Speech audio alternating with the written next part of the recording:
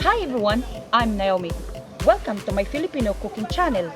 Today I'm going to show you how to clean and prepare an octopus before cooking. Wait until the end of this video for a sneaky peek of some of my other recipes.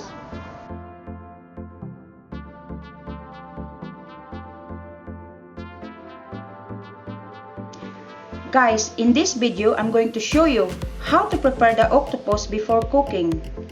The octopus have three parts: the body, the head, and the tentacles. We can eat the tentacles and the body, but not the head. So we're going to remove the head, guys, by cutting below eyes. Okay? There, that's the below eyes. And then the above of the eyes. Okay? So we got to discard that, guys, okay? So we'll leave that there for now. So there's a beak here, guys, in the tentacle, so just give it a push. Okay, guys, see that? There you are. And just remove. Easy. Now that's done, we can put that away. And the next part we're going to clean is the body. And as you can see, the body have guts inside it, so you just have to remove that, guys. Okay, very easy to do that. See that, guys? Just do that. Look, it's not very nice, but just have to remove it and pull it up, pull it like this. That very strong. There you are, the guts gone. So we just have to cut it a bit. Sorry, I need to have a tissue, wipe my hands a bit. Now the guts are all gone, guys. We just have to wash it, okay? Okay, guys, we're just gonna wash the body with the running water, okay? Get it all out. Wow. That's done. Now we can wash the tentacles, okay, guys? As you can see, each suckers have dirt in it, so we have to clean it, okay, guys, with running water. Okay. That's it. It's easy.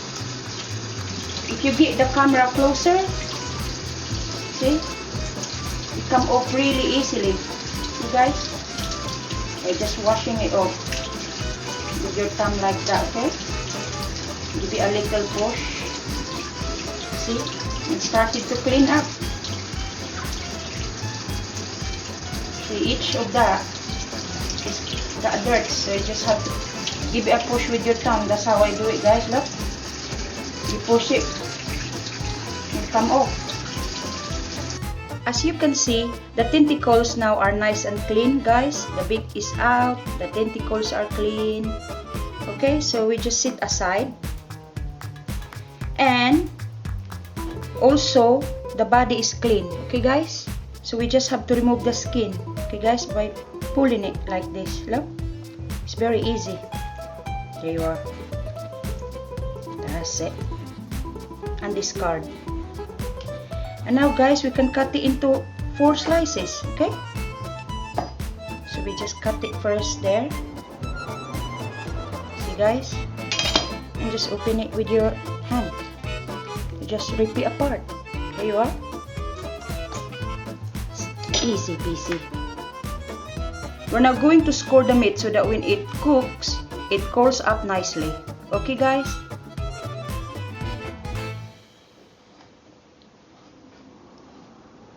Then cross. That's it, done. Then repeat the process. Okay, guys?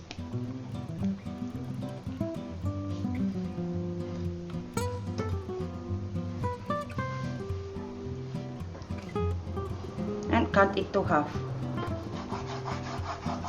Okay, guys, that's done. And sit aside and repeat the process. That's it. Done.